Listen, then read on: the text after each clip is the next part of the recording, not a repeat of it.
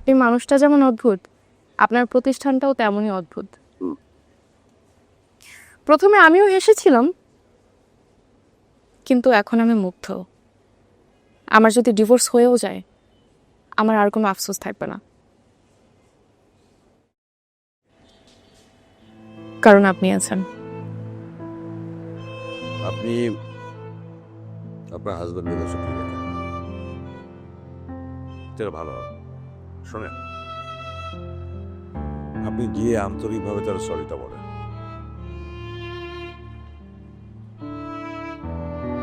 Sorry বলতে পারাটা একটা স্মার্টনেস, এটা বড় সমাধান হয়ে যায়। আমি আশা করি সে তার ভুল বুঝতে পারবে। আচ্ছা অবন্তী, ঘুরতে যাওয়ার জন্য তোমার সবচেয়ে বেশি কোন দেশ পছন্দ? ঘুরতে যাওয়ার জন্য? আরে ঘুরতে যাওয়ার জন্য তো সুইজারল্যান্ড বেস্ট। ওখানের বরফের মধ্যে সাঁতার কাটা, গড়াগড়ি করার তো ফিলিংসটা অন্যরকম। আমার যে কি ভালো লাগে। বাহ, তুমি অনেকবার গেছো তাই না? আমার তো পাসপোর্টই নাই, কেমনে যাব? তাহলে তো তুমি সুইজারল্যান্ড যেতে পারবে না। কেন যেতে পারবো না? তুমি কবে যাবা খালি আমাকে বলো, আমি ইনস্ট্যান্ট পাসপোর্ট বানাবো।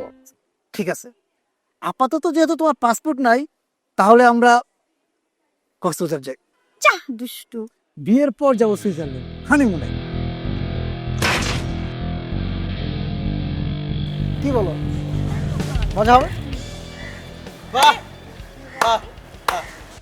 এখন পর্যন্ত তোর সাথে আমার ব্রেকআপ হয় নাই, আর তুই অন্য পোলা লয়ে এখানে বসে ফুর্তি করতেছস।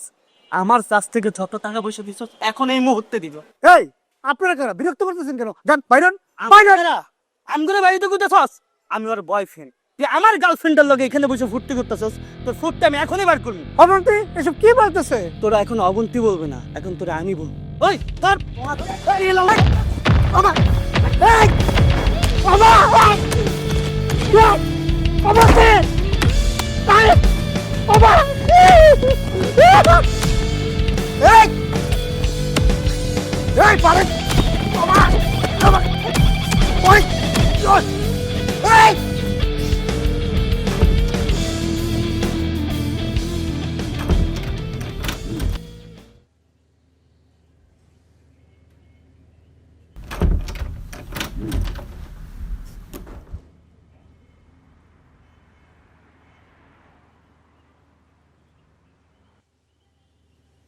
আব্বা কি লিখতেছেন?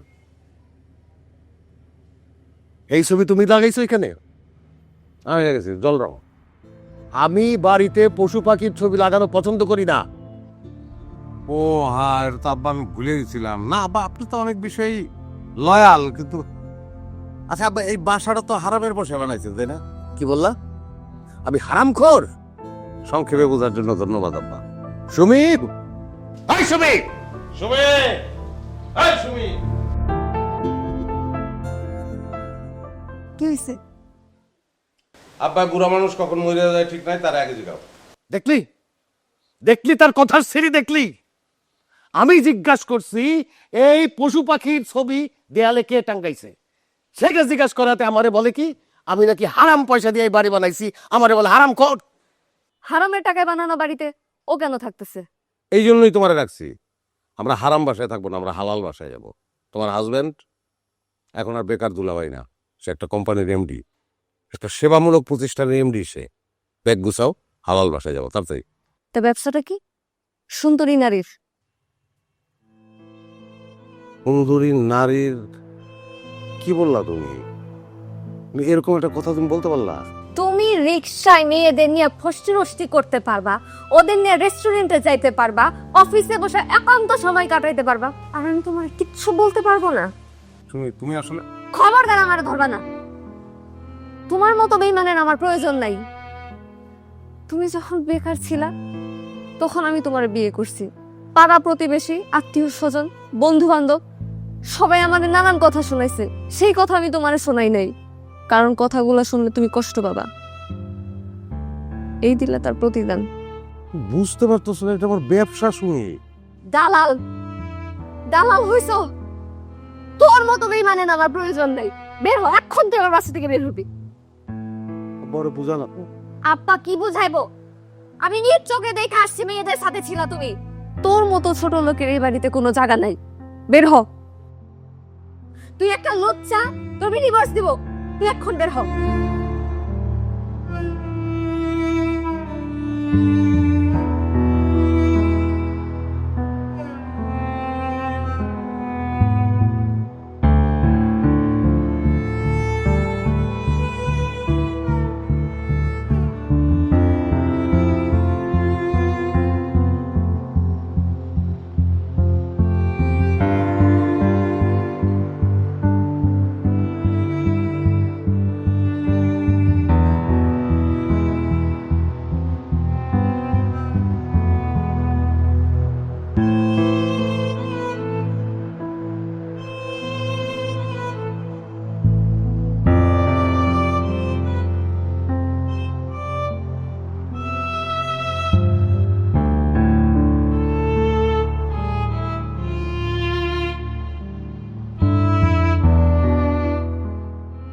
আসসালামু আলাইকুম প্রিয় এলাকাবাসী, কেমন আছেন? আজ একজন ভয়ঙ্কর মুখোশধারীর মুখোশ খুলে দিতে চাই আপনাদের সামনে।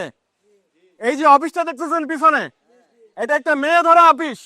এই অফিসে বিভিন্ন মেয়েদের এনে তাদের শ্লীলতাহানি করা হয়। তাদের অবর্তমানে তাদের ইচ্ছার বিরুদ্ধে বাজে ভিডিও ধারণ করা হয়। সেই ভিডিও বিদেশে বিপুল পরিমাণ অর্থের বিনিময়ে পাচার করা হয়। এই অফিসের যে মালিক, ওনার নাম হচ্ছে রাজন। উনি বিভিন্ন সুন্দরী মেয়েদের ব্ল্যাকমেইল করে তাদেরকে বিভিন্ন রিসোর্টে হোটেলে যেতে বাধ্য করে এবং সে সেই সুন্দরী মেয়েদের তার অফিসে এনে তার সাথে খারাপ কাজ করতে বাধ্য করে। এই রাজন আমার এক অপরাধী। উনি বাংলাদেশের যে দু একটা বড় বড় নারী পাচারকারী চক্র আছে, এই চক্রের মেইন হোতা।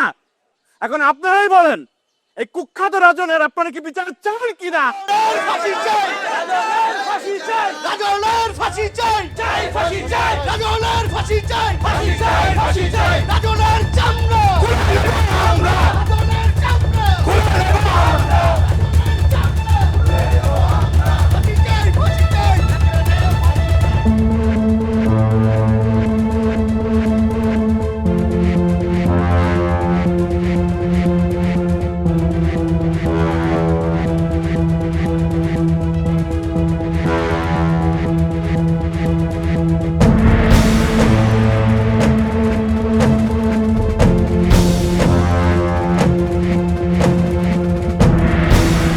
এই রাজন ছিল আমাদের এলাকার জামাই।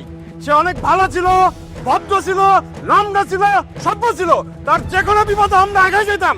কিন্তু সে রাতারাতি কোটিপতি হওয়ার জন্য ভয়ঙ্কর এক প্রতারণার ফাঁদ পাতে। তার প্রতারণার কথা বাংলাদেশের সবাই জেনে গেছে। শুধু বাংলাদেশ না, সারা পৃথিবীর মানুষ তার প্রতারণার কথা জানে। আপনারা কথা বলেন। নারী রবি কি সেই প্রতারণা? দেখেন, আমি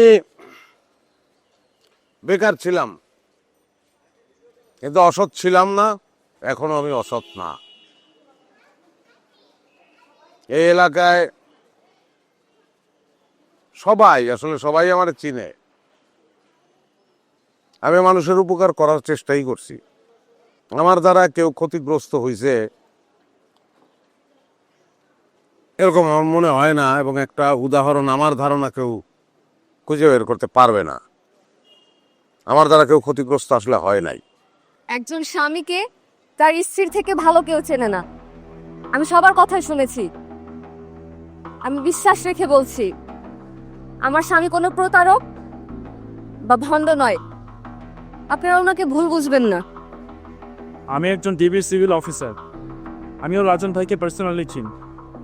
উনি হয়তো অনেকের সাথে অনেক ধরনের লেনদেন করেছেন, বাট সেটা সবার উপকারই করেছেন। উনি কারোর সাথে কোনো ধরনের কোনো প্রতারণা করেন। আসলে আমি চাইছি কি, একটা বেকার মানুষ ছিলাম তো আমি, তো সময়টা আমার অফুরন্ত ছিল, এবং সেই কারণে আমি মানুষ বেশি দেখতে পারছি। আমার চাওয়াটা ছিল কি আসলে, যে মানুষের সঙ্গে মানুষের মিলন।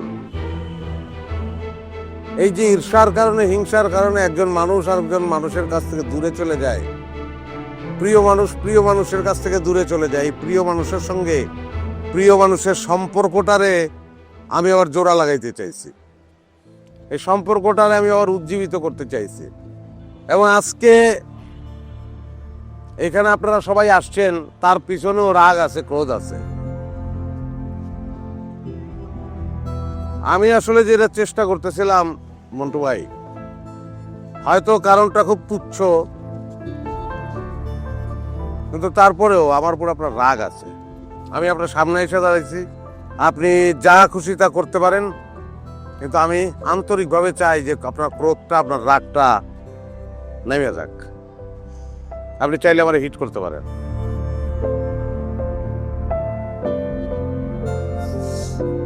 আমাকে ক্ষমা করবেন রাজন ভাই, আমি তুচ্ছ ঘটনাকে নিয়ে অনেক বড় অন্যায় করে ফেলছি, অনেক বড় রিভেঞ্জ দিয়েছি।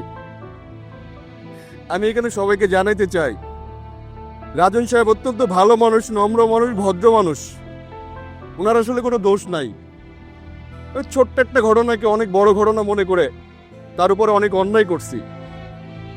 আমি উপস্থিত সবার কাছে ক্ষমা চাচ্ছি, বিশেষ করে রাজন, আমাদের এলাকার জামাই। আমি আপনার কাছে ক্ষমা চাচ্ছি, প্লিজ আমাকে ক্ষমা করে দিবেন। ভাই ধন্যবাদ, মিলে গেলাম তো। আমি চেষ্টা করছি, কিন্তু আমি আসলে হয়তো কিছুই করতে পারি নাই। আমি হয়তো এটা সামনে আর কন্টিনিউ করব না।